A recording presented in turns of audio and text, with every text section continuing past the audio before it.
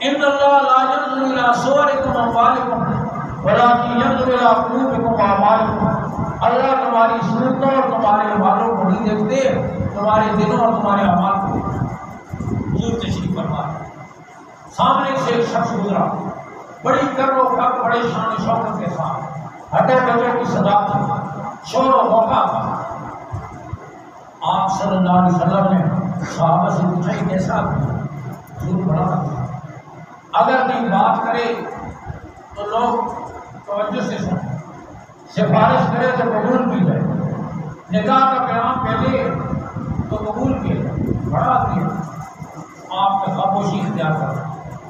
تھوڑی دیر کے بعد ایک نادار اور غریب صاحب حضرت جوین رضی اللہ تعالی وہاں سے گزری، پھٹے پرانے کپڑے، خستہ حالت ہے، فقیرانہ حیرت ہے، نہ ہٹو بچو کی صدا ہے، نہ شور و غوغا، چپکے سے چلے رہا۔ صحابہ سے پھر پوچھا آپ نے یہ کیسے؟ حضور غریب مسلمان ہے، اگر نہیں بات کرے تو کوئی توجہ نہ دے، سفارش کرے تو قبول نہ کی جائے، نکاح کا پیغام بھیجا جائے تو رد کر دیا جائے، بیچارہ ایسی ہے۔ رحمت عالم صلی اللہ علیہ وسلم نے فرمایا او میرے جاننے ساروں، وہ پہلا شخص جسے تم بڑا اور معزز سمجھ لیتے، اس جیسوں سے اگر پوری دنیا بھی پڑ جائے تب بھی یہ ایک آدمی اللہ کے ہاں زیادہ قیمت رکھتا ہے۔